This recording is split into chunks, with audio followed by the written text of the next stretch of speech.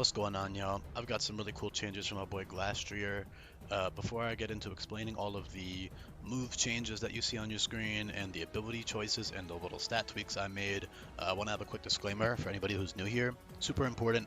I recommend you pause the video and read the description. I've got a bullet point list that explains all of the basic information about the ROM hack and the way it's balanced.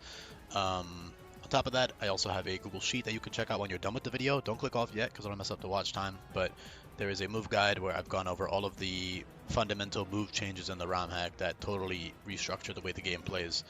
So for Glastrier, with all Pokemon, I try to pick three abilities. I don't try to, I do pick three abilities that work with one another in regards to like being useful over one another, because all Pokemon are designed to be switching between their abilities freely.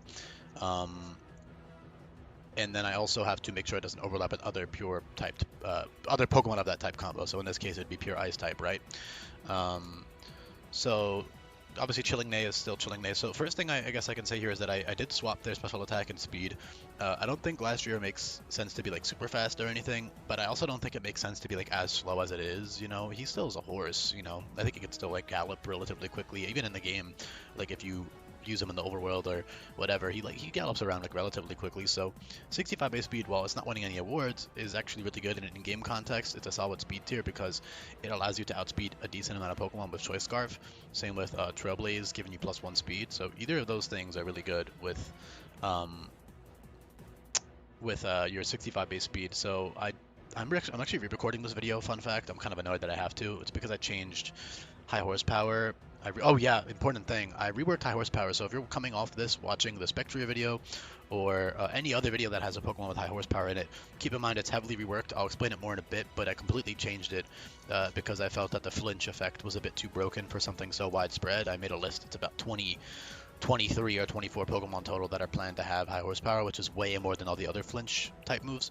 So yeah, I'll explain that more in a second, but I already covered his speed tier in the other video, but I guess I have to do it again because I'm re-recording. So yeah, if you have a neutral nature Glastrier with the guaranteed 20 IVs at every Pokemon, and you're like all the eggs in the game that you get have 20 IVs, right? So you're hitting 327, which is outspeeding base 95. Yeah, 95. You're chilling, man. Base 95, even 99. Yeah, 99 and below. So anything below base 100 speed, you outspeed with Glastrier, with a Choice Scarf or with one Trailblaze boost. And obviously, if you get multiple Trailblaze boosts, then you can go kind of crazy with Chilling Neigh, which is nice. That's really the main use case for Chilling Neigh, I would say, is either Scarf. Like if there's multiple base 90-ish Pokemon coming out in a row, you can get a couple kills with that. And then also Scarf Brute Force is great, as well as Banded Brute Force Ice Shard, and any, say there's a really tanky Pokemon on the boss fight that you want to be able to OHKO that's slower than you can run Brute Force that way. Avalanche is also a great move with Brute Force and Battle Armor, so you can run like Banded Brute Force or Avalanche or Assault Vest Avalanche Brute Force, right? Because you're so bulky now. Obviously you're a pure Ice type, but the 115, 130, 115 bulk is still great. And it's kind of funny, a pure Ice type is almost like a normal type in some ways, obviously not in a lot of ways, but in the ways that it's not resisting much, and obviously it has 4 weaknesses, but it's not like the craziest thing in the world to have 4 weaknesses, especially when you're really bulky naturally. So essentially, Avalanche is now 140 power, so it's 70 power, so it doubles to 140, and it's also 100% accurate, so that's really, really good with Brute Force and bulky sets to just blow up things, or it's good with Battle Armor, because Battle Armor means you can't be crit, you're never risking any crits, so you can just guaranteed take the attack and dish back a super strong Avalanche, and you can also finish them off with an Ice Shard if they don't die to the Avalanche, so that's all really good. Of course, you have tons and tons and tons of cool coverage moves here that you can swap around and switch to whenever you need them.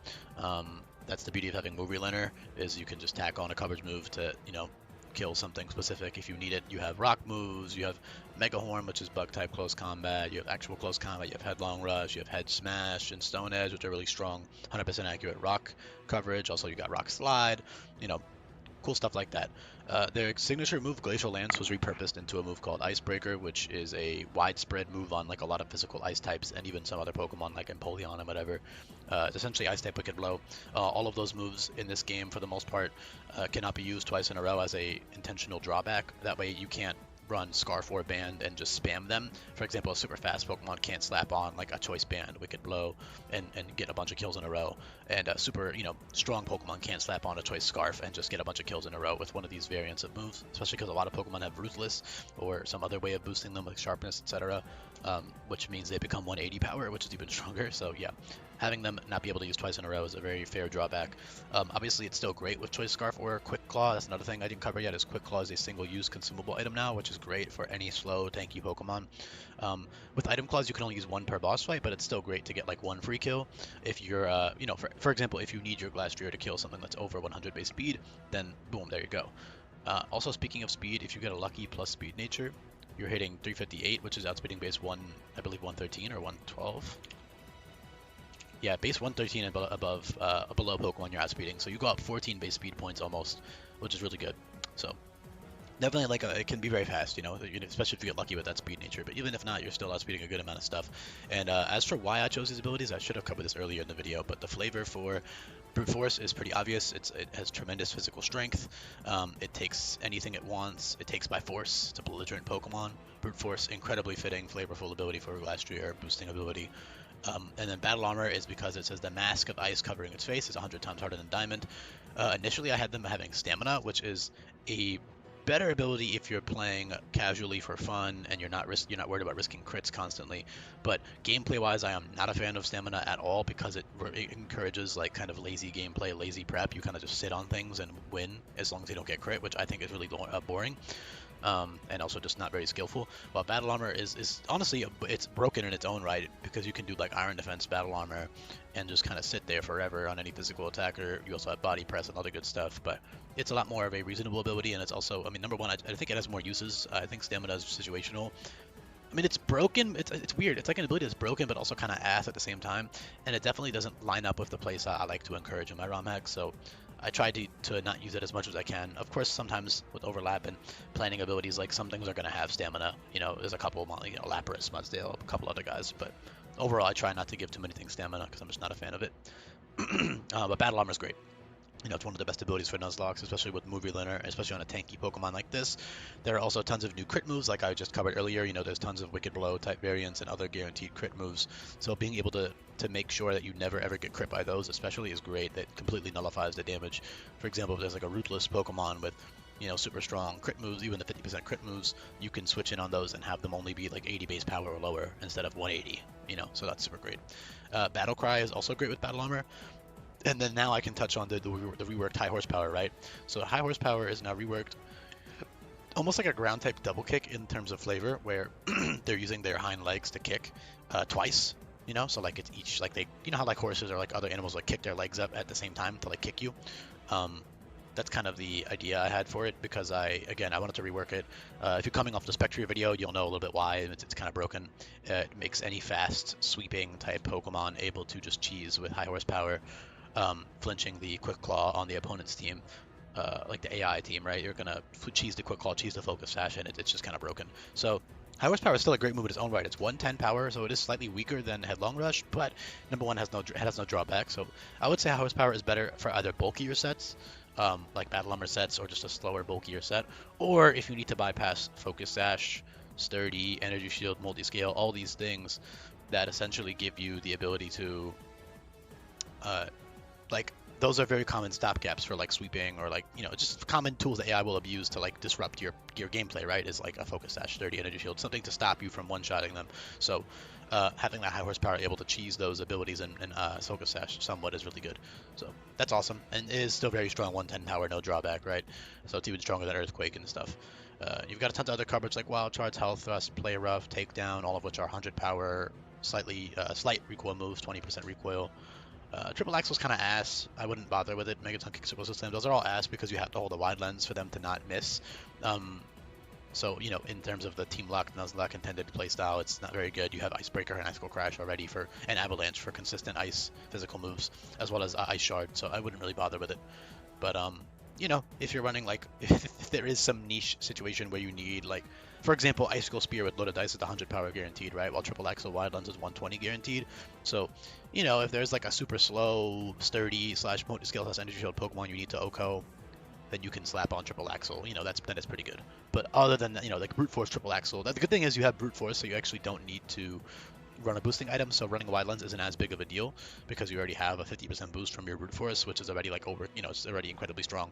So yeah, really nice to be able to switch between your abilities. I would say the more niche of them is Chilling Neigh, but you can definitely make it work either with Scarf, especially if you get a plus speed. Chilling Neigh is great.